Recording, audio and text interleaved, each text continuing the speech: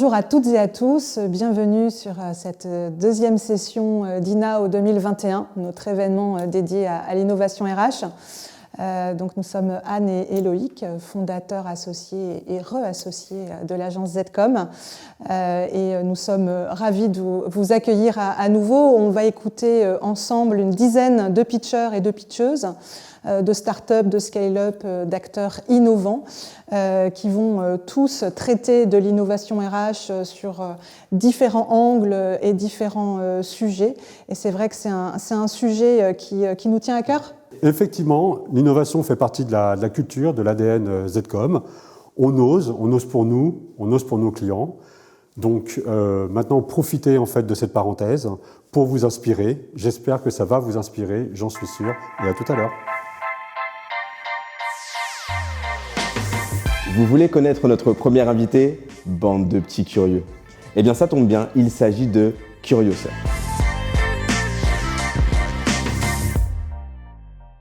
Bonjour, nous sommes Maude et Cyril du cabinet Curioser, spécialisé dans la transformation culturelle des organisations. On accompagne nos clients dans les nouvelles façons de travailler, de manager et d'innover en interne. On a appris plusieurs choses pendant le confinement et on s'est aussi posé beaucoup de questions. Par exemple, comment on remplace la machine à café à distance? Effectivement, parce que pendant le confinement, qu'est-ce qui s'est passé? On a enlevé la machine à café, on a enlevé les réunions du lundi matin avec les croissants très important, on a enlevé la main sur l'épaule de votre boss, du manager là, pour calmer une petite situation tendue, on a enlevé le petit signe amical quand on se croise dans les couloirs, on a enlevé les discussions informelles autour de cette machine à café et on s'est aperçu étrangement qu'il manquait quelque chose et que les réunions classiques, traditionnelles à travers la visioconférence ne remplaçait pas du tout ce qui avait disparu à travers tous ces échanges informels, ce qu'on appelle la communication fatigue aussi qu'on peut avoir avec les gens. Donc tout ça avait disparu. Et il y avait un vide, il manquait quelque chose. Alors comment remplacer ce vide, comment combler ce vide et combler finalement ce manque que les gens ont ressenti au moment du confinement? Eh bien, ça a été une question que beaucoup se sont posées. Alors certains ont abusé de la visioconférence et d'autres ont commencé à réfléchir sur cette notion de soft skills. Vous savez, cette notion qui a été beaucoup vendue même avant le confinement, mais on ne savait pas trop à quoi ça servait finalement les soft skills. Là, on s'est aperçu que ça avait une véritable utilité. Oui, les soft skills, on s'est rendu compte que c'était notamment une des conditions du collaboratif à distance, du collaboratif réussi. Pourquoi? Parce que quand on utilise beaucoup d'outils, il y a une offre pléthorique sur les outils de travail à distance, il y a peu de manières finalement de mobiliser les soft skills. Par exemple, dans une visio, c'est hyper dur de montrer des signes d'intérêt visuel à quelqu'un, donc de faire de l'écoute active ou de faire preuve d'empathie. Et même la créativité en groupe, c'est assez compliqué, même si les outils offrent énormément de possibilités et de fonctionnalités. Petit exemple, nous avons des clients qui faisaient des réunions sans caméra. Parce que c'est quand même plus intéressant, enfin c'est moins dérangeant de faire des visios sans forcément mettre des caméras. Et quand on manque de ce lien visuel, eh bien on s'aperçoit qu'il y a plein d'informations qu'on rate et des informations qui peuvent être potentiellement très intéressantes. Chez Curioser, on a donc vraiment travaillé sur le développement et l'appropriation de ces soft skills par les collaborateurs, notamment en travaillant sur la facilitation et le coaching des équipes. Faciliter, c'est donner la possibilité, aider un groupe à donner le meilleur de lui-même. Et c'est ce qu'on a fait pour le coup à distance en formant. On a eu le plaisir de le faire avec ZCOM pour un client qui s'appelle Aesio. On a formé des facilitateurs en interne pour accompagner une démarche collaborative et concrètement, apprendre à faciliter, c'est apprendre des rôles, des postures, c'est apprendre à écouter, parce que écouter, on le fait assez rarement en fait, on a l'impression d'écouter, mais en réalité, on pense déjà à ce qu'on va dire, donc à faire de l'écoute active, de la reformulation, à aider les gens à être créatifs et aussi à apprendre à apprendre. Chez Curioser, on a cette conviction qu'on partage tous les deux avec Cyril que pour faire face aux défis de demain et à l'innovation aussi, les savoir-être sont clés et notamment apprendre à apprendre, l'empathie, la capacité de s'adapter sont vraiment pour nous des compétences essentielles pour relever ces défis. Une des leçons aussi, c'est que c'est hyper important de réfléchir avec nos clients au futur du travail. On l'a fait notamment avec Enedis, on a vraiment monté une démarche collaborative autour des nouvelles façons de travailler, l'innovation managériale, en associant les collaborateurs, ceux qui étaient volontaires. Il y avait tout niveau, pour le coup, des agents, des managers. Et on a vraiment réfléchi à comment, en fait, se structure une organisation et ses façons de travailler.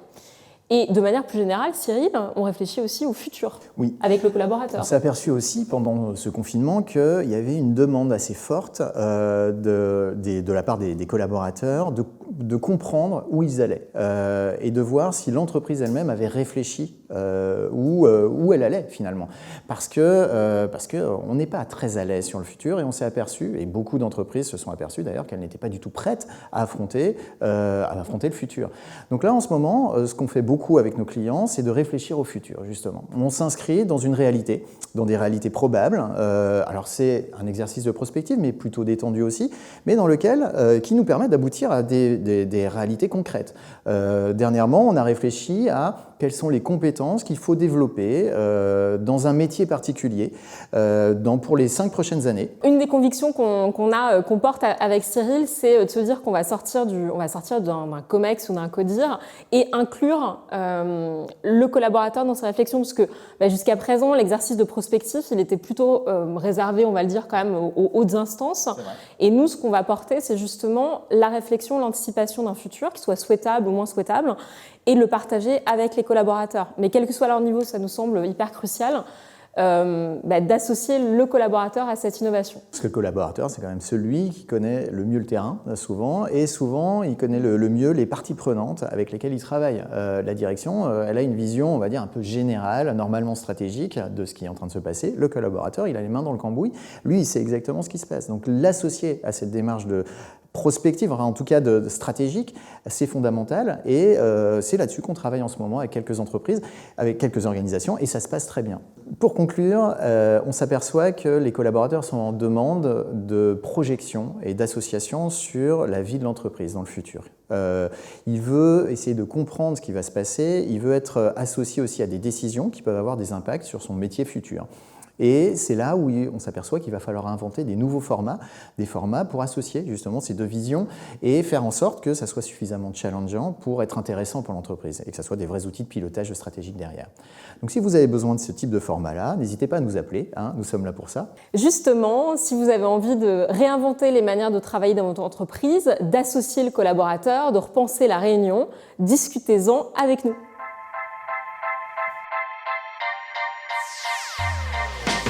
Va-t-il nous parler d'innovation, de nouveautés et de recrutement? Yes, indeed. Bonjour Charles, on est ravis de te recevoir sur notre événement INAO. Donc, pour te présenter, tu es le directeur commercial d'Indeed France. Alors, on ne va pas représenter Indeed, que je pense que tout le monde connaît, mais est-ce que tu peux nous dire quelle est aujourd'hui l'innovation principale pour les années à venir en fait, d'Indeed, en tout cas pour les prochaines années? Oui, bonjour Loïc, ravi d'être avec toi et de vous retrouver. Surtout pour parler effectivement de cette innovation qui me tient à cœur, qui est dans les cartons depuis quelques temps maintenant, ça fait à peu près 1 an et demi qu'on bosse sur cette innovation qui est vraiment une rupture et pas juste une tentative d'ajouter un petit peu plus d'affichage, de clics ou de CV aux offres d'emploi de nos clients. C'est une innovation qui porte sur l'automatisation des process de recrutement. Ça s'appelle le Hub recrutement d'Indeed et la promesse, ça va être de délivrer directement en entretien vidéo des candidatures que nous aurons présélectionnées à nos recruteurs. D'accord. Alors, tu peux nous expliquer un peu plus en détail comment ça va fonctionner? Oui, tout à fait. Concrètement, pour le recruteur, la manière dont ça fonctionne, c'est que les offres d'emploi qui sont déjà actuellement sur Indeed, il va choisir celles qu'il souhaite mettre sur la plateforme. Il va nous indiquer s'il souhaite que les candidats passent des tests de présélection, des questions de présélection ou des tests de compétences. Et puis ensuite, il va juste nous dire à quelle heure il est prêt à faire des entretiens. Donc vraiment, ça s'arrête ici du côté du recruteur. Et côté candidat, le début du process ressemble beaucoup à une recherche d'emploi classique. Je trouve un emploi qui m'intéresse, je clique dessus. Sauf qu'au lieu de candidater, on va me proposer ces quelques critères de présélection. Et au lieu d'entériner ma candidature, je vais directement passer à l'étape où ça y est, par miracle, je peux prendre rendez-vous à 14h30 la semaine prochaine avec le recruteur. Ah ouais, donc c'est effectivement c'est un super outil à la fois pour les candidats d'abord et puis effectivement pour les recruteurs. Mais alors pourquoi maintenant? Pourquoi en fait on ne pouvait pas faire ça avant? Pourquoi cette automatisation aujourd'hui c'est possible? Avant c'était pas possible. Qu'est-ce qui s'est passé? Oui, c'est vrai que c'est enfin commencer à se rapprocher de ce Graal de la semi-automatisation, au moins du début du process de recrutement, alors que ça fait 20 ans qu'on a des sites d'emploi. Ça paraît étonnant, surtout qu'un site comme Indeed qui a 250 millions de visiteurs par mois, qui a presque tous les jobs, a déjà des tonnes de data. Mais finalement, autant on avait amélioré tout le début du process, une recherche plus pertinente. On propose à nos recruteurs, à nos clients de leur fournir des clics, puis de leur fournir des candidatures, puis d'optimiser leurs dépenses avec de la programmatique. Mais on restait complètement aveugle sur tout ce qui se passait après cette candidature. Dès lors qu'on redirige les candidats vers le site de nos clients, on n'a aucune idée si notre boulot a été bien fait. Est-ce que cette personne va être vue en entretien? Est-ce que cet entretien a été de qualité? On ne l'a jamais su. Et ce qui s'est passé l'année dernière, c'est finalement un des rares points positifs du Covid, c'est que nos recruteurs, nos clients nous ont dit « fournissez-nous une plateforme d'entretien vidéo ». Alors on l'a fait, mais en fabriquant ce qui est simplement le tuyau, ce qui finalement est juste le Zoom fait pour les entretiens vidéo, ça nous a ouvert tout d'un coup les yeux sur ce qu'on ne voyait pas jusqu'à présent, c'est-à-dire quelles étaient les candidatures pertinentes et celles qui ne l'étaient pas. Donc finalement, après 20 ans à travailler complètement à l'aveugle, tout d'un coup on voit jusqu'au bout du process et donc on peut tout améliorer en amont de la chaîne, c'est-à-dire présenter, présélectionner des candidats plus pertinents et les amener tout de suite en raccourcissant le process au bout de la chaîne. Pour un recruteur, ça veut dire à peu près gagner 9 heures par poste quand même, parce que beaucoup de temps est passé dans le tri de centaines de CV, courir après les candidats par téléphone, les relancer, gérer les no-shows. Et pour les candidats, vous imaginez le changement d'expérience. C'est-à-dire qu'avant, malheureusement, beaucoup de candidatures restent sans réponse. J'ai pas trop de nouvelles, j'attends pour espérer avoir un entretien. Là, je passe miraculeusement directement à la case entretien vidéo. Effectivement, très belle expérience pour les candidats. Mais alors, si je comprends bien, on n'a plus du tout besoin de CV. Comment ça se passe pour un candidat? Non, c'est vrai que là, ça va faire un grand changement d'habitude et de réflexe pour les recruteurs, puisque ça met complètement de côté le CV. Notre opinion, c'est que l'avenir de la présélection et plus généralement du recrutement va être plus porté sur les compétences et le comportement des candidats, plutôt que sur des profils et des CV qui, par essence, sont assez figés, parlent de notre passé et ont quand même l'inconvénient aussi d'être assez stéréotypés. Il faut le rappeler, c'est quand même aussi beaucoup des sources de discrimination, et ça c'est un autre point que ce nouveau process permet, c'est de juger les gens uniquement sur leurs compétences. Et donc, si je peux conclure par ça, les boîtes françaises à qui on a permis de tester ce nouveau produit, ce hub recrutement en avant-première, justement il y en a déjà plusieurs d'entre elles qui nous ont fait ce retour, de nous dire que quelques-uns des candidats à qui ils ont fait des offres de recrutement après les entretiens, ils n'auraient sans doute jamais été vus en entretien s'ils avaient passé le screening classique sur la base de leur CV, mais ils ont révélé des compétences lors des entretiens qui n'apparaissaient pas sur un bout de papier. Eh ben merci Charles, et puis à très bientôt. Merci Loïc.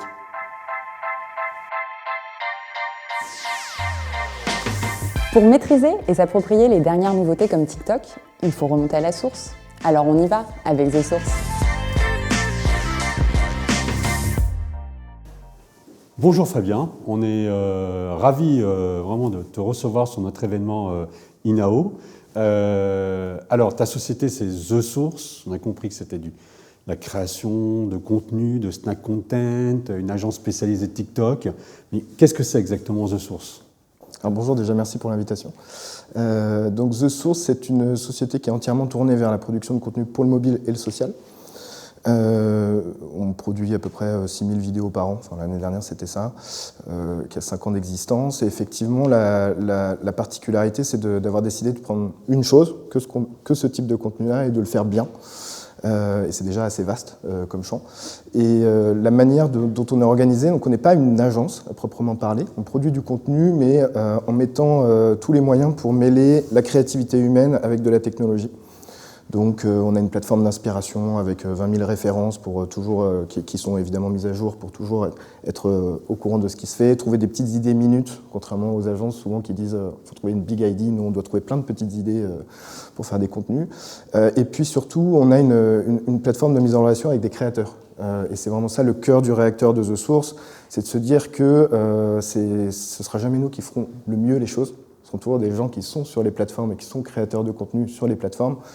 Donc notre métier, c'est d'avoir des marques d'un côté, des créateurs de l'autre, et nous au centre qui vont gérer la stratégie, co-créer avec les créateurs et donner un cadre en fait pour faire des super contenus et de toujours être au fait des nouvelles plateformes. Donc, dernièrement, on parle beaucoup de TikTok évidemment, qui finalement a encore changé notre métier parce que c'est pas pareil de faire du TikTok que de l'Instagram, etc. Donc toujours apprendre au fur et à mesure. Oui, c'est très important, on va reparler de ça, effectivement, comment on fait, parce que c'est différent. Mais déjà, avant de comment on fait, par rapport à l'audience, parce qu'on a dit TikTok a explosé pendant le confinement, surtout auprès aussi des plus jeunes. On dit souvent c'est un réseau que pour les plus jeunes. Nos clients, et dans le domaine, nous aussi, dans le domaine de la communication RH, on propose ça à nos clients parce qu'on dit que c'est un réservoir, en fait, en tout cas, de futurs candidats, de futurs talents. C'est extraordinaire pour le recrutement. Mais parfois, on peut se dire, oui, enfin, c'est un peu tôt parce que TikTok, c'est pour les 14-15 ans. Quelle est la réalité là-dedans au niveau de cette audience ? La réalité, c'est que les 25-34, je crois que c'est la première tranche sur TikTok. Donc déjà, ça détruit un petit peu le mythe de c'est que pour les jeunes. Évidemment, c'est ultra populaire chez les jeunes. Mais bon, ça, c'est la première chose. La deuxième chose, c'est que souvent on dit réseaux sociaux, puis c'est un tout. Et en fait, ils sont très différents les uns des autres. Facebook, Instagram, tout ça, c'est plus l'ego, la vitrine. Il y a Snapchat, par exemple, on dit que c'est un réseau social, alors que Snapchat, c'est une messagerie. En fait, ils ont ouvert un espèce de feed, je crois que c'est cette année, l'année dernière, mais à la base, c'est une messagerie. Donc, on met tout ça dans le même pot, et en fait, c'est pas pareil. TikTok, c'est encore différent, parce que c'est un réseau qui est très basé sur la créativité, en fait. Il faut être créatif, et ça pousse les jeunes et les moins jeunes à inventer tout le temps. Souvent, on pense que c'est des petits trucs comme ça, on filme dans la rue. Un TikTok, pour une personne lambda, même un truc qui paraît assez simple, ils y mettent 4-5 heures. Donc c'est du vrai investissement de temps, en fait, ce qui déconstruit aussi un petit peu le côté génération flemmarde, etc. Parce que mine de rien, ça prend du temps à concevoir et à shooter. Donc ça, c'est important. D'ailleurs, petit aparté, nous, on recrute vraiment des gens qui font des TikTok. Et c'est souvent les meilleurs profils, parce que c'est des gens qui sont très impliqués derrière et tout ça. Alors parfois, encore une fois, on peut se dire ils perdent leur temps, mais non. Et puis après, ce qui différencie, c'est cette grande créativité. Tous les domaines, au début, on associait ça à la danse, la musique, etc. Aujourd'hui, des tutos de bricolage, de plein de recettes, etc. Il y a de la musique, c'est très vivant aussi sur la musique. Donc ça, c'est hyper présent. Et puis, c'est un réseau, ce qui est assez frappant, c'est que c'est assez bienveillant encore. Enfin, on pense à Twitter, souvent ça trash, etc. Sur TikTok, il y a vachement se laisser aller, on accepte beaucoup, les gens tentent et tout ça. Il y a une forme de bienveillance, y compris envers les marques, qui est intéressante. C'est beaucoup plus dur de faire un bad buzz sur TikTok que sur d'autres plateformes, par exemple. Donc voilà, je dirais ça. Et puis après, le côté on peut se lancer sur TikTok très très facilement parce que c'est le fait main. Et ça, même pour les marques. Et c'est ça qui est intéressant, c'est on peut essayer. Il faut faire main, de toute façon. Nous, chez The Source, on a un peu une baseline qui, bon, désolé pour l'anglais, mais c'est handcrafted with style. Donc c'est un petit peu tout ce qu'on fait tout le temps. On essaye de trouver le style de la marque et puis de le faire selon les codes, de le faire main. Alors ça peut être la même chose sur Instagram que sur TikTok, mais il y a ce truc-là. Alors c'est intéressant, alors, tout ce que tu dis est vraiment très très intéressant, ce côté bienveillance et sur ce début de réseau. Donc, mais en fait, maintenant, vraiment, comment on fait, parce que tu dis que c'est évidemment différent d'Instagram, et c'est vrai que les marques et nos clients sont parfois un peu déconcertés, puisque voilà, ça fait maintenant une dizaine d'années qu'on sait très bien communiquer sur Facebook, même sur Instagram, même sur Twitter. On a acquis les codes. Enfin, je parle nous en tant qu'agence de communication RH, nos clients, tout ça, ils savent. Et là, TikTok, ils sentent qu'il faut y aller. Nous, en plus, on les pousse. On pense qu'il y a vraiment on l'a vu, des grosses raisons à y aller. Mais par contre, comment on fait? Parce qu'on ne peut pas réutiliser nos publicités Instagram, on ne peut pas réutiliser les posts Facebook sponsorisés. Encore moins ce qu'on fait sur LinkedIn. Donc, comment on fait pour aller sur TikTok? Qu'est-ce qu'on crée? Alors, qu'est-ce qu'on crée? Bon, déjà, il faut définir ce fameux style et puis handcrafted. Donc là, on va être plutôt sur comment on fait du fait main, etc. Donc, puis ça dépend ce qu'on veut faire. Est-ce qu'on veut travailler la marque employeur? Est-ce qu'on veut recruter purement et simplement? J'ai des offres, je veux les diffuser. La marque employeur, il commence à y avoir pas mal d'exemples quand même. Voilà, donc c'est beaucoup des grandes enseignes du retail. Donc des Walmart, Carrefour, Système U, tout ça, ils font des trucs sympas. Nous, on s'occupe de Castorama aussi. Très souvent, c'est basé sur les employés. Donc c'est vraiment... et puis ça répond à une des problématiques, il me semble, RH, même si ce n'est pas mon domaine premier, qu'on voit rarement dans les annonces, c'est avec qui je vais bosser. Et comme c'est un réseau où ça a besoin d'être incarné, on ne peut pas faire juste du motion design sur TikTok ou quelque chose de désincarné, il y a besoin d'avoir des gens, et des gens en plus, des vrais, pas des acteurs, etc. Donc je trouve que déjà c'est un moyen d'incarner, et puis alors c'est à la fois une finalité pour montrer avec qui on va bosser, et puis un moyen. Et ce qui est intéressant, c'est qu'à chaque fois qu'on a fait des démarches auprès de marques où on leur disait « allons chercher chez vos employés », le taux de réponse pour « oui, je veux participer » est assez énorme. Là, on va le faire on bosse pour des écoles, en fait, donc c'est des problématiques de recrutement d'étudiants, pour le coup. Et ce qu'on fait, c'est qu'on va dans l'école, on forme, en fait, une demi-journée à faire des TikTok, les étudiants, pour qu'eux-mêmes deviennent ambassadeurs. Et le taux de présence dans l'amphi est énorme, parce que la promesse, elle est sympa. Même dans des entreprises où les personnes sont plus âgées, la promesse, c'est vous allez montrer à votre fille ou à votre fils comment on fait des TikTok, ça c'est sympa. Et donc il y a toujours une petite émulation. Donc du coup, de donner la main aux gens. Puis après, il y a l'autre moyen aussi qui est de travailler avec des créateurs. Donc des gens qui le font, de définir un cadre, une stratégie, qu'est-ce qu'on veut faire, et puis après de travailler avec des gens qui ont les codes. Donc je pense que c'est les deux moyens principaux qui sont pas très compliqués en fait, parce que il suffit de. Alors par contre, le prérequis, c'est de consommer TikTok. Et il faut que les gens qui drivent la stratégie consomment TikTok, c'est obligatoire, parce que sinon on comprend rien à ce qui se passe, et on peut se dire waouh, justement c'est un truc de jeune, etc.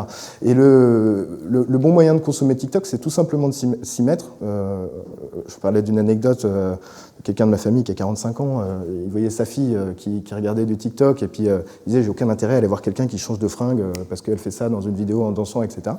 TikTok, c'est un algorithme qui pousse le contenu, qui est basé sur le contenu justement, et pas sur les gens qui postent. Donc en fait, vous n'allez pas suivre des gens, vous pouvez le faire, mais le feed va vous montrer des contenus qui vous intéressent, parce que vous en avez consommé d'autres et tout ça. Et donc, moi, mon feed, par exemple, il y a du bricolage, il y a de la musique, il y a de la food, mais il n'y a pas des gens qui dansent, etc. Donc c'est facile de consommer, finalement. On rentre vite dans un vortex, donc il faut se faire des petites sessions. Et puis après, une fois qu'on a un peu compris comment ça se passe et tout ça, rien de mieux que faire avec les gens qui font, tout simplement. Ok. Merci Fabien, en tout cas, de nous avoir expliqué tout ça. Enfin, nous, on est heureux chez Zcom de vous avoir en tant que partenaire justement de création de contenu, puisque nous sommes convaincus qu'il est de plus en plus important de prendre en compte TikTok dans les plans d'action, dans les leviers de communication, notamment pour la marque employeur et le sourcing, pour accompagner nos clients. Et je pense qu'on a énormément de choses à faire ensemble. Merci beaucoup. Tout pareil. Merci. Dans la jungle, terrible jungle, le lion est content. Il a trouvé le job de ses rêves. Merci, welcome to the jungle. Bonjour Jérémy, bienvenue sur le plateau d'INAO. C'est la deuxième fois que vous nous accompagnez sur cet événement. Je suis ravie de te retrouver. Tu es donc le cofondateur de Welcome to the Jungle, et ce qui m'intéresse aujourd'hui, c'est évidemment ta vision de l'innovation RH et plus particulièrement ton regard sur le future of work. On en entend beaucoup parler de ce future of work, mais ton regard m'intéresse aujourd'hui. Ouais, déjà merci de m'avoir réinvité, hein. C'est chouette de partager ça. C'est sûr que le futur du travail, c'est un peu un sujet clé en ce moment, parce qu'on ne fait que parler de ça, et peut-être encore plus qu'il y a 2 ans, on a l'impression de le vivre. Donc je pense que les grandes tendances, on les connaît tous, c'est d'une partie le télétravail et le fait que l'espace de travail ne soit pas que son bureau, ça peut être chez soi dans un tiers-lieu, et donc comment on fait pour faire vivre ça à ses collaborateurs. Donc, je trouve que ça c'est un sujet passionnant. Les grands sujets, c'est ce qu'on doit, par exemple, déporter le budget traditionnel du bureau vers autre chose, autre part. C'est est-ce que la culture d'entreprise qu'on connaît et qu'on faisait souvent vivre entre 4 murs qui étaient les lieux de l'entreprise, comment on peut faire pour le faire vivre autrement. Et d'ailleurs, c'est un vrai sujet qu'on se pose chez Welcome to the Jungle, parce qu'une partie de notre métier, c'était d'illustrer l'entreprise et ce qu'elle fait par des photos, des vidéos qui ont lieu dans l'entreprise. Demain, qu'est-ce que ça sera ? Ça sera peut-être d'ailleurs autre chose, mais ce qui est intéressant, c'est de se poser la question, comment les gens peuvent toujours contribuer à un projet commun, sentir le lien. Et la grande question, c'est aussi, est-ce que les outils qu'on a aujourd'hui, qui a priori, on le sait, je pense qu'on a vécu avec un peu trop là ces derniers temps, ne sont pas idéalement adaptés à une situation plus hybride qu'on connaît. Quels vont être les outils de demain de collaboration, de travail en commun et même d'acculturation à l'entreprise qu'on va vraiment utiliser une fois que le télétravail sera mis en place de manière pérenne. Et du coup, est-ce que tu as, toi, quelques clés déjà à nous dévoiler, des projets dans les cartons, justement, pour accompagner cette nouvelle culture d'entreprise à distance et mixant différents modes de travail qu'on doit toujours réinventer pour vivre ce monde d'aujourd'hui et de demain. Je te rejoins d'ailleurs sur le fait que c'est le future of work, c'est bien aujourd'hui qu'on est en train de le vivre. Ouais, d'ailleurs c'est ça qui nous met un peu mal à l'aise parce qu'on avait prévu d'avoir le temps et en fait on l'a pas vraiment. Donc il va falloir s'adapter. En tout cas chez Welcome to the Jungle, ce qui nous intéressait dès le début, on avait cette vision de se dire est-ce qu'on peut repenser l'expérience de travail dans sa globalité. On a commencé par le sujet du recrutement, chercher le bon job pour soi dans la bonne entreprise et surtout traiter le sujet de la marque employeur et essayer de cette difficulté de recrutement pour les entreprises. Je pense que ça s'est manifesté dans la plateforme qu'on connaît aujourd'hui. Et après, l'ambition, c'est de continuer. On se pose plein de questions sur la suite, notamment ce qui se passe à distance. Donc, comment intégrer efficacement une personne, comment faire en sorte qu'elle ait sa culture à l'entreprise, qu'elle ait accès aux bonnes informations. Ça, c'est le sujet qu'on veut traiter dans les prochains mois. Et là, aujourd'hui, on a beaucoup travaillé aussi sur la suite, qui est pour moi un peu une promesse de l'entreprise. D'ailleurs, que tu sois à distance, que tu sois dans les bureaux, c'est comment je peux faire en sorte que mes équipes elles continuent de se développer professionnellement. On a rarement accès en fait, à la formation qu'on veut, on a rarement accès au bon contenu, à ce qui va nous inspirer pour franchir le next step. Et en fait, on a essayé de répondre à cet enjeu. On a créé Welcome Originals, qui est une plateforme de streaming audio et vidéo, dans laquelle on a conçu d'ailleurs nous-mêmes, c'est une production originale, du contenu qui répond à ces questions sur le management, la prise de parole en public, enfin plein de sujets. Et qui est pour nous la suite logique en fait, de l'ensemble. C'est ce qu'on recherche d'ailleurs quand on se pose des questions sur ce qu'on veut faire dans notre vie pro. C'est ce qu'on recherche aussi quand on est dans l'entreprise pour aider les gens à grandir, pour aider les gens à se développer. Donc voilà, ça nous semble aussi être quelque chose qui fait partie de ce futur du travail, parce que c'est sûrement une des responsabilités de l'entreprise à terme. De proposer des contenus de qualité et qui permettent de découvrir en fait l'entreprise toujours de l'intérieur et de ce qu'on peut vivre en fait comme expérience. Exactement. Et surtout de le faire de manière plus universelle, donc c'est-à-dire s'adresser à tous dans l'entreprise, parce que je pense qu'on a tous le droit de progresser et d'apprendre, le faire de manière beaucoup plus active, parce que parfois les formations, on le sait, on les demande, ça prend du temps, il n'y a pas forcément celle qu'il nous faut au bon moment. Là, c'est disponible tout de suite pour tous, et donc souvent en plus le monde de l'entreprise, il s'est accéléré fondamentalement. D'ailleurs, on en a parlé un peu des outils qu'on utilise, mais c'est aussi, par exemple, demain, vous pouvez devenir manager, demain, il faut que vous affrontiez un nouveau défi, demain, vous devez prendre la parole en public pour présenter un projet à toute l'entreprise. En fait, il faut être beaucoup plus réactif et il faut permettre aux gens de se former et de passer ces étapes. Voilà. Et ça, c'est ce qu'on essaye de faire avec Welcome Originals. C'est un peu le Netflix des collaborateurs de l'entreprise. Ouais, en tout cas, on l'espère. Et c'est un peu l'ambition et c'est un vrai lien aussi avec Welcome to the Jungle. C'est aussi quelles promesses on peut construire en tant qu'entreprise à nos candidats, puis ensuite à nos collaborateurs. Voilà, on pense que c'est vraiment le but de cette qualité d'expérience qu'on va créer ensemble. Une expérience qu'on consomme quand on le souhaite finalement et quand on en a aussi besoin. Oui, exactement. Exactement comme ce qu'on fait chez soi. Mais nous, on s'est dit, il n'y a pas de raison pour que la qualité d'expérience qu'on a chez soi, on ne la retrouve pas aussi dans les outils qu'on utilise sur notre lieu pro, que d'ailleurs, ça soit chez nous ou au bureau. Un dernier mot pour conclure ? Merci de m'avoir invité pour cette nouvelle édition et en tout cas moi j'ai hâte aussi d'écouter, d'entendre les autres intervenants. Je pense que ça peut nous permettre de dresser une vision, un panorama de ce qu'est le travail de demain de manière assez efficace. C'est l'objectif de INAO. Merci beaucoup Jérémy, Merci. À bientôt.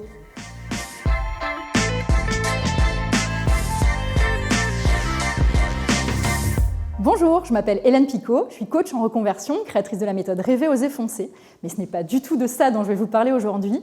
J'anime aussi des ateliers pour développer son intuition en entreprise et des marches afin de développer encore une fois son intuition et sa créativité. Et c'est de ça dont je vais vous parler pour InNow. Donc allez, on va un petit peu casser les codes. Je vais vous embarquer, on va partir dans la forêt, partir dans la nature pour parler de marches intuitives et créatives. Alors je vous embarque avec moi, partons marcher dès à présent. C'est parti pour la forêt. Je vais vous parler de marches intuitives et créatives, puisque j'anime aussi beaucoup d'ateliers en entreprise sur l'intuition, comment développer son intuition. Et aussi, j'accompagne donc des marches en duo, on va dire, ou à plusieurs, pour se reconnecter à son intuition et booster sa créativité. Et ça, c'est fabuleux. C'est un outil qui est juste incroyable. qu'on n'utilise pas assez souvent en entreprise d'ailleurs. Alors ça revient de plus en plus avec ce qu'on appelle le coworking notamment, mais là on va aller peut-être un petit peu plus loin. En fait, on s'aperçoit quand on a un dossier à traiter, quand on a on a besoin en fait d'aller chercher des idées, des ressources. Alors on a été éduqué comme ça, notamment en France, avec un côté très très rationnel et cartésien. On va se mettre dans une salle, éventuellement on va brainstormer avec d'autres personnes, ce qui peut être vraiment très bien. Je dénigre pas ça, mais voilà. Sinon on aura plutôt tendance à se mettre dans sa bulle et puis voilà, à son bureau, et essayer de trouver absolument, d'aller se creuser les méninges et la cervelle pour trouver les bonnes idées. Et alors, vous allez sûrement avoir de très bonnes idées, sauf que ça va vous prendre un temps énorme et finalement un effort considérable. Alors qu'en mettant juste ces tennis, ou alors même avec des talons, si vous êtes les plus guerrières d'entre vous, pour les plus guerrières d'entre vous, vous sortez et vous allez voir qu'en marchant ne serait-ce que 10, 15, 20 minutes, les idées, elles viennent comme ça. En fait, c'est vraiment comme par enchantement. Pourquoi ? Parce que vous n'êtes pas dans un processus rationnel et voilà, très raisonné. Au contraire, c'est directement connecté à votre intuition et donc vous lâchez prise et l'inspiration, elle vient d'elle-même. Ça existe depuis la nuit des temps. On est des nomades de base. On a toujours été nomades, nous, êtres humains. Et ensuite, les philosophes aussi ont utilisé ce pouvoir de la marche. Aristote, par exemple, avait créé l'école des péripapéticiens. Donc, ça vient de là. Les péripapéticiennes qui arpentent le bois de Boulogne, c'est aussi un courant philosophique. Ça vient vraiment de ça, puisqu'il s'était aperçu, donc Aristote, que quand il marchait avec ses disciples, finalement, ça coulait de source. C'est vraiment ça, ça coule de source. D'ailleurs, c'est une expression qu'on utilise, mais hop, c'est ça vient directement d'en haut et on a les inspirations divines, si je peux m'exprimer ainsi. Donc la prochaine fois, ce que vous allez faire dès aujourd'hui, dès ce soir ou demain, vous allez noter les problématiques que vous avez. Alors, prenez-en une d'abord, peut-être pas tout un paquet d'un coup, mais pour vous entraîner. Donc c'est soit vous avez par exemple une synthèse à faire, ou alors vous avez un livre à écrire, ou en tout cas un projet à mener, quelque chose qui bloque. Eh bien, vous allez noter comme ça, avant de partir sur votre marche, s'il vous plaît, voilà, j'ai besoin d'avoir des réponses sur ce dossier-là. J'ai besoin finalement de fluidifier cette problématique, de dénouer cette problématique. Et vous partez. En revanche, quand vous partez marcher, lâchez prise, vraiment. C'est-à-dire, commencez pas à cogiter, à ruminer à fond. Non, profitez de votre balade, partez marcher pendant 10, 15, 20 minutes, 30 minutes, 1 heure. Moi, je marche tous les jours pendant entre 1 heure et 2 heures. Voilà. Et là, je suis au Beau de Provence, c'est magnifique. Mais même quand je suis à Paris, où que je sois d'ailleurs, tous les jours, je marche, même quand il pleut. Et vraiment, je vous assure que c'est un bienfait considérable, outre les bienfaits physiques que ça peut procurer. Mon premier bouquin, je l'ai écrit essentiellement comme ça, grâce à des marches que je faisais tous les jours. Et dès que je rentrais à mon bureau, il y avait toutes les infos qui étaient descendues. Je savais exactement comment j'allais écrire. Et c'était parfait. C'est extrêmement fluide. C'est beaucoup plus fluide. Donc, vous pouvez faire ça aussi à 2 ou à plusieurs. Même si vous menez, par exemple, des entretiens d'embauche, pourquoi pas ? Ça peut être aussi quelque chose. Ça va délier les langues. Et puis, ça va permettre à chacune des parties d'être beaucoup plus, en lien avec ce qui se passe à l'intérieur d'elle aussi. Et puis, voilà, connecté à tout cet extérieur, où que vous soyez, je le répète. Et vous allez voir que les idées vont germer d'autant plus rapidement. Donc, dès à présent, vous notez ce que vous voulez, voilà, ce que vous voulez dénouer.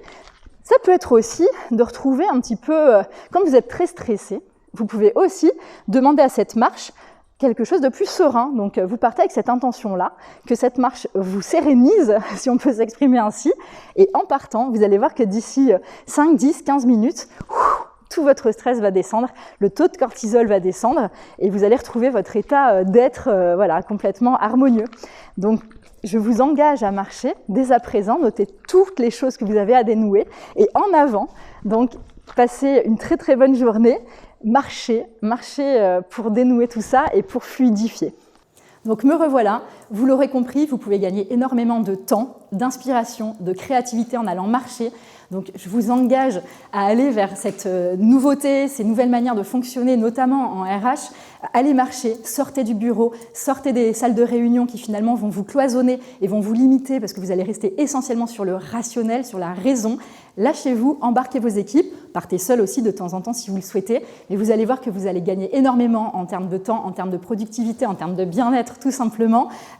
Sortez, allez marcher et continuez à rêver et à développer vos RH de la meilleure des manières. Avec Golden Bees, la programmatique, c'est fantastique.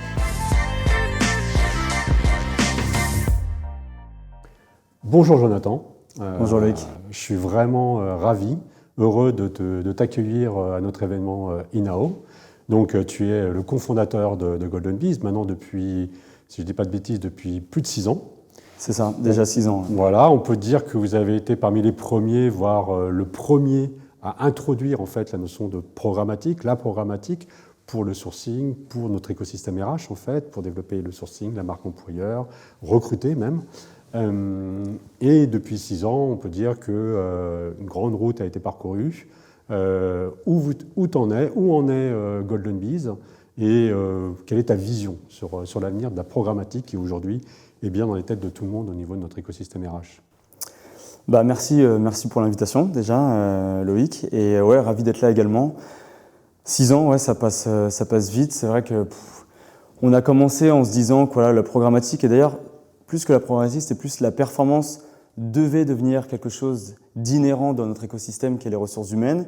Et on travaille ensemble depuis 6 ans, donc tu as suivi tout notre chemin, on s'est battu aussi à vos côtés pour essayer d'imposer cette logique qui ne l'est malheureusement pas encore aujourd'hui totalement répandue.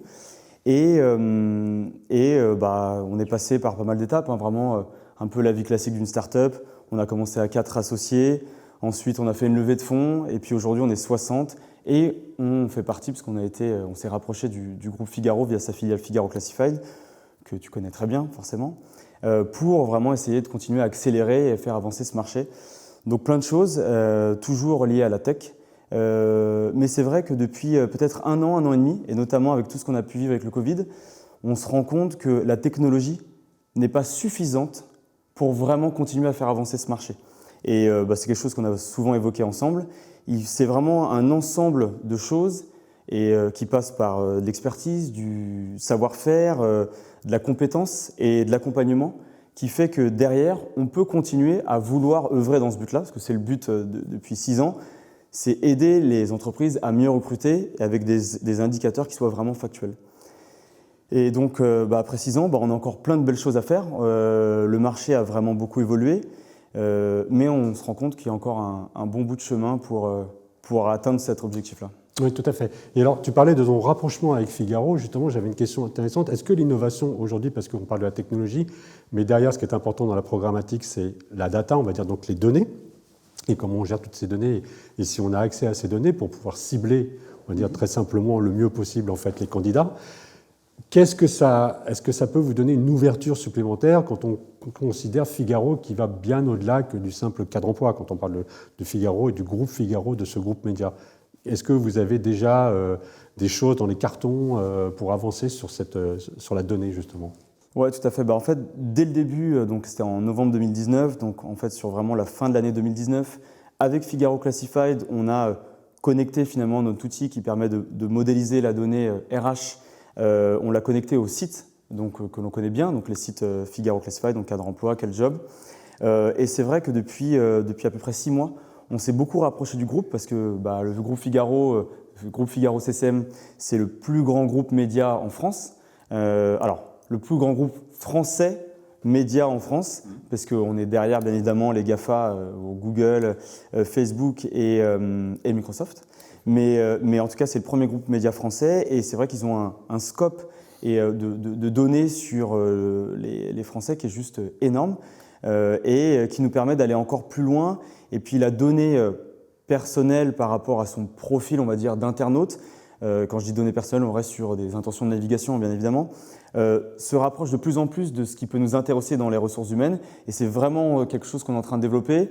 Alors, on est en train de connecter des choses, je ne peux pas en dire beaucoup plus pour l'instant, mais parce qu'on est en train de finaliser, mais d'ici la fin de l'année, on aura des belles histoires à raconter là-dessus, mais tu as tout à fait raison, c'est-à-dire que premièrement, on l'a fait sur de la donnée RH, donc vraiment des données d'intention qui sont liées à notre écosystème, et depuis peu, on travaille vraiment avec le groupe pour aller plus loin sur des logiques qui nous aideront notamment dans la marque employeur.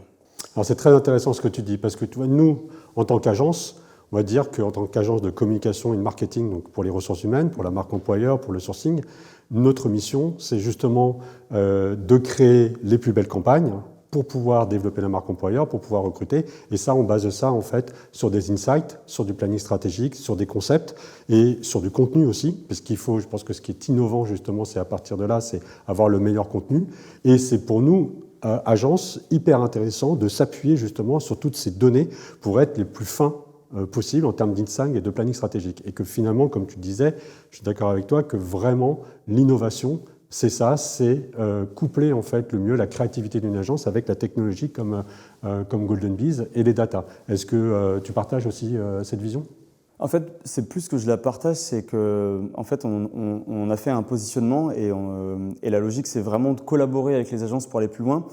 Puisque après 6 ans, s'il y a bien un constat qu'on a pu faire chez Golden Bees, c'est que la techno en elle-même ne suffit pas. On a mené avec le Hub Institute une démarche qui s'appelle Relance RH auprès de plus de 300 recruteurs et on a vu qu'aujourd'hui, 48% seulement des entreprises se sentent matures pour porter des projets technologiques qui vont faire avancer justement tous ces sujets-là et notamment tout ce qui est lié à la data. Et de l'autre côté, 76% des recruteurs ont du mal à avoir des bons profils pour pouvoir leur poste. Ce qui s'est en plus intensifié avec le Covid, mais je pense que je t'apprends rien. Et en fait, le constat qu'on a fait, c'est que bien sûr, le marché s'est vraiment tourné vers le fait de s'approprier des outils, en tout cas d'accéder à des outils, d'essayer de les mettre en place, mais finalement pas réellement de se les approprier. Et c'est là où tout le conseil, l'accompagnement des agences et toute l'expertise qu'on a pu aussi développer sur la data doit nous aider à être meilleurs pour du sourcing, donc vraiment comprendre ce qui permet de recruter, et aussi sur de la marque employeur, parce que dans un marché qui est hyper tendu comme celui qu'on vit aujourd'hui, il faut se démarquer en termes de créa, au même titre que on le fait finalement pour vendre des produits et des services, et derrière il faut le mesurer, parce que si on fait une jolie créa, en tout cas qu'on a l'impression que c'est une jolie créa, mais qu'on n'a aucun retour utilisateur et candidat pour valider que vraiment il y a eu cette perception-là de l'autre côté, finalement ça ne sert pas à grand-chose. Et c'est là où tous les chemins se croisent, et c'est là où finalement Golden Bees doit s'imbriquer encore mieux avec les agences RH, pour permettre d'aller plus loin sur tous ces métriques-là qui vont nous permettre de servir l'objectif qu'on a toujours depuis 6 ans et qui est de mieux recruter.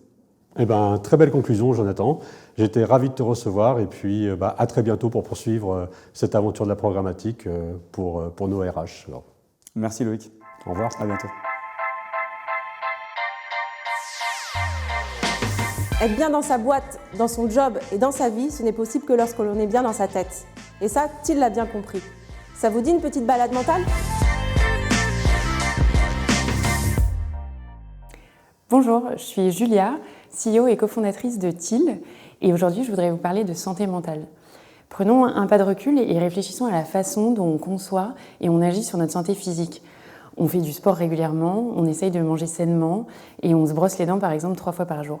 Mais qu'est-ce qu'on fait au quotidien pour notre santé mentale ? Souvent, pas grand-chose. Pourquoi ? Il y a plusieurs causes qui expliquent ça, notamment le fait qu'en France en particulier, il y a encore un tabou culturel qui est assez fort. Il y a aussi un manque d'accessibilité, d'information et d'éducation autour de ces sujets. Ces causes, elles perdurent en fait. Le résultat de ça, c'est qu'aujourd'hui, en entreprise par exemple, il y a 45% des collaborateurs qui se disent en détresse psychologique. Ça a un coût qui est humain, social, qui est évident. Ça a aussi un coût qui est financier et qui est porté par les entreprises. Ce coût, dans les estimations les plus conservatrices, je dirais, il est estimé à 2 000 € par an par collaborateur. Donc c'est vraiment assez conséquent. Et nous, en fait, c'est vraiment ce problème-là et ce défi qu'on a envie d'adresser avec Thiel. Donc concrètement, notre mission, c'est de démocratiser la santé mentale, de réinventer la façon dont on apporte un soutien mental aux collaborateurs en entreprise. Alors concrètement, comment on fait ? Notre approche, elle est double. Il y a un accompagnement qui est collectif, qui aide les dirigeants d'entreprise et les équipes RH à transformer leur culture et leur communication autour de ces sujets et à suivre le pouls et l'état mental de leurs collaborateurs. Et il y a un accompagnement qui est beaucoup plus personnalisé et individuel. Pour ça, ce qu'on a fait, c'est qu'on met la technologie au service de la thérapie. Et on a créé une application mobile, notamment avec des médecins psychiatres et des psychologues, qui permet à chacun et à chaque collaborateur de prendre soin de sa santé mentale de façon humaine, décomplexée, personnalisée et surtout préventive. Notre application mobile, on l'a conçue pour maximiser l'engagement des collaborateurs. Et elle est construite autour de 3 piliers. Le premier, c'est un indice de santé mentale qui est propriétaire et qui permet à chacun de cartographier son état, d'en savoir plus sur ce que c'est sa santé mentale et surtout d'en suivre l'évolution. Le deuxième pilier, c'est un programme de thérapie digitale personnalisé qui correspond vraiment au profil de chaque utilisateur, qui est construit autour de vidéos de psychoéducation et d'outils et d'activités qui sont issus des courants de la thérapie qui sont scientifiquement prouvés. Le troisième pilier, assez naturellement, c'est d'offrir la possibilité à chaque collaborateur de prendre rendez-vous s'il le souhaite et quand il le souhaite, le plus simplement possible avec un thérapeute du réseau qui a été sélectionné drastiquement pour la qualité de son expérience et de son parcours. Donc si je dois résumer notre approche, chez TIL, on veut vraiment réinventer la façon dont on apporte un soutien mental aux collaborateurs en entreprise et aider les entreprises à construire des équipes plus fortes et plus résilientes parce qu'on pense que c'est ça la clé de la performance. Si vous voulez en savoir plus, n'hésitez pas à me contacter, à demander une démo via notre site internet www.til.io ou à vous joindre à un des petits déjeuners qu'on organise à Station F régulièrement. À très bientôt. Job Spoiler et Job Teaser sont sur un bateau. Job Spoiler n'existe pas, qui reste-t-il? Job Teaser. Adrien Ledoux, fondateur de Job Teaser. Alors pour parler innovation, forcément il faut parler du contexte, parce qu'on est dans un contexte de sortie de crise et donc de rapport de force candidat-recruteur qui a bougé, puisqu'on voit que les entreprises recrutent massivement. Et face à cela, pour lancer une bonne innovation, il faut comprendre ce contexte, parce qu'une bonne innovation, c'est lancer le bon produit au bon moment. Et donc, qu'est-ce qu'on voit, nous, côté candidats? Et on voit des candidats qui font un retour sur eux-mêmes pour mieux se comprendre. C'est-à-dire qu'ils vont moins se lancer à corps perdu dans un métier, dans une entreprise, ils ont besoin de bien comprendre qui ils sont. Et donc, face à cela, nous, on a développé des tests psychométriques, notamment Marco, qui est un outil pour bien comprendre ses leviers de motivation, ou Freya, qui est un outil pour comprendre ses valeurs, qui permet au candidat de mieux se connaître et de faire un choix mieux informé en fait, sur qu'est-ce qui va bien lui correspondre. Et les entreprises là-dedans, en fait, elles doivent s'adapter à ce contexte où le candidat a besoin d'en savoir beaucoup plus qu'avant sur l'entreprise, notamment au niveau des valeurs qu'elle défend ou de qu'est-ce qu'il va retrouver comme culture d'entreprise. Et donc face à cela, nous, ce qu'on fait Job Teaser, c'est qu'on produit du contenu qui permet à l'entreprise de bien répondre aux codes qui sont attendus par notamment les jeunes talents, qui sont des codes de transparence, d'authenticité, mais aussi d'immersion. Et on lance notamment un format qui s'appelle Behind the Curtains, qui permet d'avoir le sentiment comme candidat de se balader dans les locaux, notamment avec un journaliste, pour qu'il ait l'impression de mieux capter l'entreprise et de sentir si oui ou non ça correspond à qui il est vraiment. La deuxième chose qu'on voit dans ce rapport de force qui est en faveur des candidats, c'est que les entreprises, notamment ce qu'on voit aux États-Unis, sont dans une logique où elles vont avoir un dialogue continu toute l'année avec les candidats, même si ce sont des jeunes talents. Pourquoi? Parce que pour gagner cette guerre de talents, je ne peux plus, comme avant, me contenter de poster des offres et attendre que les candidats postulent, ou je ne peux plus me contenter de faire quelques forums à un certain moment de l'année. Ce n'est pas suffisant pour gagner cette guerre des talents. Et par rapport à cela, nous, ce qu'on lance, c'est des solutions qui permettent aux recruteurs d'avoir une conversation continue tout au long de l'année.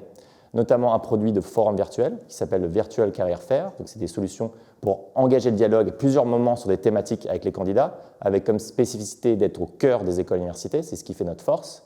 Et deux, on a lancé un produit qui s'appelle Shortlist, qui est un produit qui permet aux recruteurs de ne pas être passifs, mais d'aller chercher les candidats dans notre base de données et de pousser ces contenus, ces offres, au bon moment, au bon candidat, et ne plus attendre qu'ils postulent comme par magie à ces offres. Donc pour résumer, changement radical de contexte, on a des candidats qui cherchent à se connaître beaucoup plus qu'avant et qui ont besoin de comprendre si l'entreprise leur correspond bien, donc un besoin de se projeter dans le quotidien de l'entreprise. Et deux, des candidats qui sont plus en attente et donc l'entreprise qui doit aller les chercher beaucoup plus qu'avant. Et c'est les solutions qu'on propose, nous, aux entreprises pour répondre à ce contexte-là.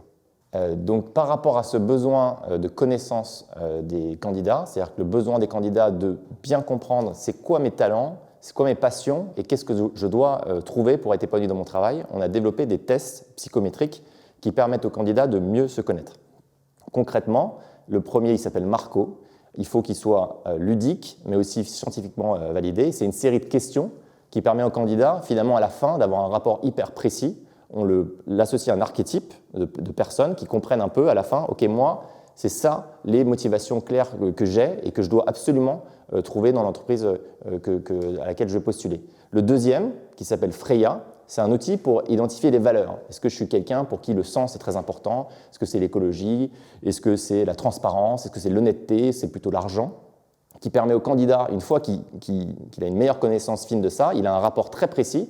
Et comme ça, dans sa recherche, il sait exactement si l'entreprise va correspondre à ses valeurs et ses leviers de motivation. Et après, on va lancer toute une autre série de tests. Et le but, in fine, c'est qu'on ait un candidat qui soit bien mieux informé, bien plus précis sur ce qu'il veut. Et comme ça, on pense qu'il y aura une meilleure matching avec l'entreprise. Si ces sujets de connaissance de soi, d'introspection et de vous, en tant qu'entreprise, participer au fait de mieux guider les candidats pour leur donner plus d'informations vous intéressent, contactez-nous. On sera ravis de répondre à vos besoins avec l'équipe du Job Teaser. Parce qu'il n'y a pas que le digital dans Inno, on va maintenant parler Phygital avec Steeple. Donc Clément Bassy, directeur commercial chez Steeple, et donc aujourd'hui je vais vous présenter la solution. Donc nous on a créé l'entreprise il y a un peu plus de 6 ans aujourd'hui, on a eu 2 ans de recherche et développement avant le lancement de la commercialisation, et on travaille avec un peu plus de 600 entreprises qui sont réparties, on aime bien le dire, un peu partout dans le monde, dans plus d'une vingtaine de pays, mais principalement en France, on ne va pas se le cacher, et puis aussi beaucoup dans le Grand Ouest, puisque nous, on est basé à Rennes, en Bretagne, et que ça nous a permis dans un premier temps de rayonner dans notre région d'origine. Donc nous, on travaille avec tout type d'entreprises, de toute taille, dans tout secteur d'activité. On travaille aussi bien avec des PME avec quelques dizaines de salariés que des grandes entreprises qui ont plusieurs dizaines de milliers de collaborateurs équipés de la solution. Et puis dans tout secteur d'activité, on va travailler dans le BTP, dans l'industrie, dans le transport, tout secteur d'activité confondu, mais c'est vrai qu'on va retrouver généralement 2 points communs chez tous nos clients. Le premier, c'est des entreprises qui sont multisites, avec toutes les difficultés qui en découlent pour réussir à dupliquer l'information et la rendre accessible à tous les salariés et au même moment. Et puis, on va trouver un deuxième point commun, là aussi chez quasiment tous nos clients, c'est la spécificité qu'ils ont de ne pas forcément avoir tous les salariés derrière un écran d'ordinateur toute la journée. Et là aussi, quand on veut moderniser la communication, ça pose un certain nombre de difficultés. Et puis, derrière tout ça, on va trouver un dernier point commun qui va relier, là, pour le coup, 100% de nos clients, et c'est tout simplement la volonté qu'ils ont d'améliorer leur communication interne. Les entreprises qu'on a vues nous ont dit, nous, sur les 5-10 dernières années, on a investi sur notre communication externe. On a mis en place des sites internet, on a créé des réseaux sociaux à destination des clients, et aujourd'hui, on se rend compte d'une chose, c'est que nos clients et nos salariés, ils vivent dans le même monde. Il n'y a pas 2 mondes différents, c'est le même monde avec la même technologie. Et aujourd'hui, on a envie d'améliorer, de moderniser notre communication interne. Mais ces entreprises nous ont dit aussi, nous, on ne veut pas juste communiquer pour communiquer, ça n'aurait pas de sens, pas d'intérêt. Ils nous ont dit, nous, on veut mieux communiquer déjà pour créer du lien. Créer du lien entre les salariés, créer du lien entre les équipes, entre les différents sites. J'ai l'habitude de le répéter, mais on mesure presque le degré d'appartenance d'un salarié au nombre de prénoms qu'il est capable de citer dans son entreprise. Et plus on est nombreux, plus on est répartis sur un nombre de sites important, plus c'est compliqué. Et puis, ces entreprises nous ont dit aussi, nous, on veut impliquer plus nos salariés, parce qu'on s'est rendu compte d'une chose, c'est que les collaborateurs qui arrivent aujourd'hui sur le terrain, la nouvelle génération, ils ont des besoins différents de la génération précédente, ou même de celle d'avant. Ils ont besoin de trouver du sens, ils ont presque besoin de faire partie d'une aventure collective, parce que sinon, c'est des salariés qu'on ne va pas pouvoir garder très longtemps dans les entreprises, et qui n'y seront d'ailleurs pas très productifs. Donc, ces entreprises nous ont dit ça, vouloir améliorer leur communication interne pour créer du lien, impliquer plus les salariés, mais la difficulté qu'ils avaient, c'était de ne pas forcément avoir tous les salariés derrière un écran d'ordinateur toute la journée. Donc, certaines nous ont dit, on a quand même tenté de moderniser, on a créé une plateforme digitale, on a lancé un intranet. Alors, oui, ça a modernisé pour une petite partie de l'entreprise, ceux qui étaient derrière un ordinateur, plutôt les personnes qui étaient dans les bureaux, mais de l'autre côté, des fois, on se retrouvait avec la moitié, les 3/4 de l'entreprise qui, eux, n'avaient pas accès à l'information. Donc, qu'est-ce qu'ont fait les entreprises ?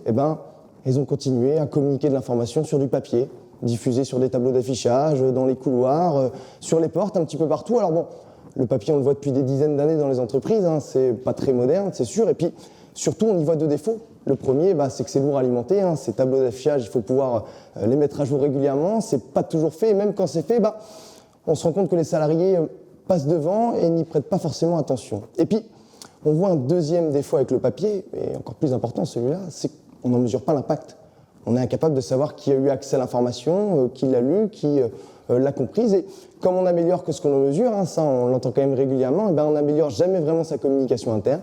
On pense communiquer et finalement on se rend compte que pas grand monde ne regarde. Donc Nous, on a vu ça, on a vu d'un côté ces entreprises qui voulaient mieux communiquer, diffuser plus facilement de l'information à leurs salariés, et de l'autre côté, des collaborateurs qui étaient preneurs de sens, qui voulaient mieux connaître l'entreprise et leurs collègues, et on s'est dit, il y a quelque chose qui ne se fait pas dans toutes ces entreprises. Donc un jour, on a décidé d'aller sur le terrain, on a pris notre bâton de pèlerin, on allait voir dans les entreprises pour comprendre comment ça fonctionnait. Et ce qu'on a vu à chaque fois, quand on arrivait dans les sociétés, on tombait sur ces tableaux d'affichage. Alors, ils étaient vieillots, ils n'étaient pas forcément mis à jour, ils n'étaient pas forcément très consultés, mais on y a vu un gros avantage sur ces tableaux, c'est qu'ils étaient là, ils étaient présents physiquement dans les entreprises. Contrairement au digital, qui lui arrivait de plus en plus dans les sociétés, avec plein d'avantages, c'est moderne, c'est interactif, c'est collaboratif, c'est tous les adjectifs en if qu'on peut connaître, mais le défaut avec le digital, c'est que si les salariés n'ont pas le réflexe, si les salariés n'ont pas l'envie, ou tout simplement s'ils n'ont pas les moyens techniques de venir se connecter à quoi que ce soit, ils passent à côté de l'information. Donc un jour, on s'est dit, finalement, pourquoi choisir entre ces deux canaux de diffusion? Et on a tout simplement décidé de ne pas choisir. On a relié les deux et on a créé la première solution de communication digitale qui permet de diffuser une information simple à l'ensemble des collaborateurs, qu'ils soient dans les bureaux, qu'ils soient sur le terrain, qu'ils soient en production, qu'ils soient au contact des clients, qu'ils soient à l'aise avec la technologie ou pas. Tous les collaborateurs ont accès au même niveau d'information et au même moment. Donc voilà ce qu'on est capable de faire, nous, chez Steeple, qui est tout simplement d'aider, finalement, des entreprises à mieux communiquer en interne. Donc concrètement, nous, ce qu'on a créé, c'est une solution de communication qui permet de toucher l'ensemble des collaborateurs, aussi bien des personnes qui sont sur le terrain, qui sont au contact des clients, qui sont en production, qui ne sont pas forcément à l'aise avec la technologie, qui ont accès à l'information sur des grands écrans tactiles qu'on va venir positionner en salle de pause, dans les lieux de vie, là où les salariés ont finalement un petit peu de temps à accorder à l'information. Et cette information, on va pouvoir y accéder effectivement sur ces écrans tactiles en salle de pause, mais aussi depuis une application smartphone, depuis n'importe quel type de téléphone sur iOS, sur Android, mais aussi depuis un ordinateur via n'importe quel type de navigateur web. Nous, l'objectif, c'est de rendre accessible toute l'information de l'entreprise à l'intégralité des salariés et surtout au même moment. Si vous voulez en savoir plus, le plus simple, c'est de nous contacter directement depuis notre site internet pour qu'on puisse venir vous présenter concrètement, physiquement, notre solution de communication directement chez vous dans vos locaux. On peut toujours avoir été là et continuer à se réinventer, comme le Figaro.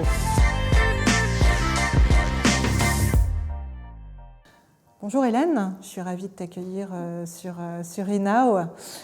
Donc tu diriges les équipes commerciales de Figaro Classifieds, toutes marques confondues. Mais je crois que tu ne vas pas nous parler que de Figaro Classifieds aujourd'hui. Absolument. Bonjour Anne, merci pour ton accueil. Merci de nous inviter sur cet événement. On est ravis, nous, de participer à cet événement et de venir avoir une prise de parole innovante sur ce marché en tant qu'acteur historique. Donc, je suis venue évidemment vous parler avec beaucoup d'enthousiasme, de fierté et puis d'impatience aussi de notre nouvelle plateforme Figaro Emploi, notre nouveau généraliste de l'emploi.